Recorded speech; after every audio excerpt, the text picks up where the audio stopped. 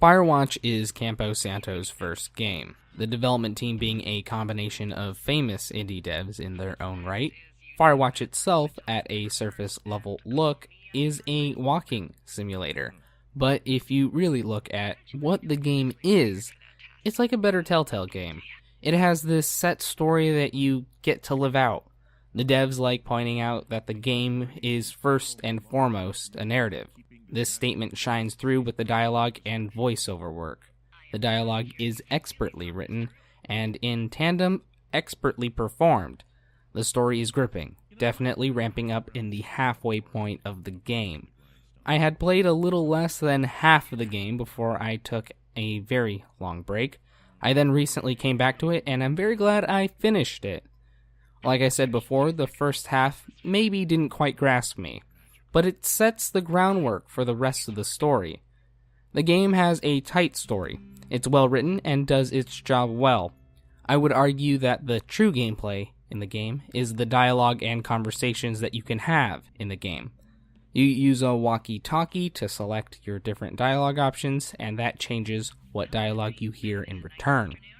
This does not change the story ending in any way, but does shape how it plays out. The only real comparison I can make to this is the way that the game Frog Fractions did its world building. Other than that, there is a lot of walking and looking at things. This will be what you will spend the most of your time doing in this game, walking around and looking at your map. The world is full of nicely flat shaded terrain that does a good job convincing the player that the outdoors is actually that nice. It's beautiful, put simply. It's also very nice that the game allows you to take pictures in the game because there is just so much that you might want to keep. You pick up a disposable camera in the game and have about 18 shots to capture the world. You then, after completing the game, can order physical copies of your pictures for a flat fee of $15. The studio created a fake social media site so that your pictures will live on the internet as well. I obviously bought my set of pictures and am excited to hang them somewhere.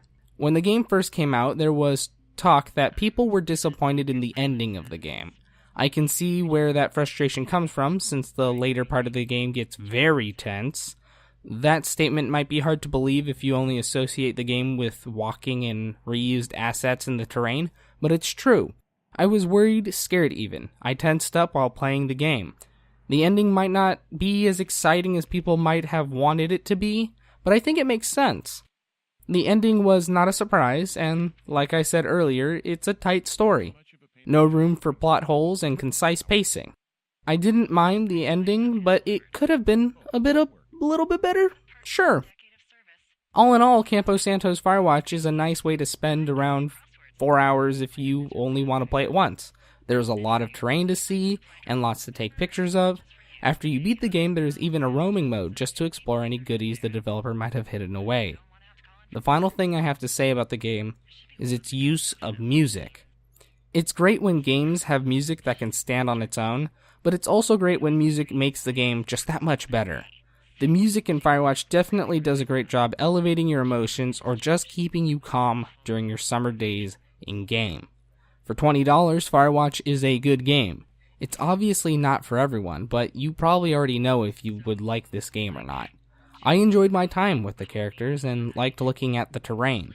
I will remember Firewatch by the physical prints that will one day hang on a wall somewhere.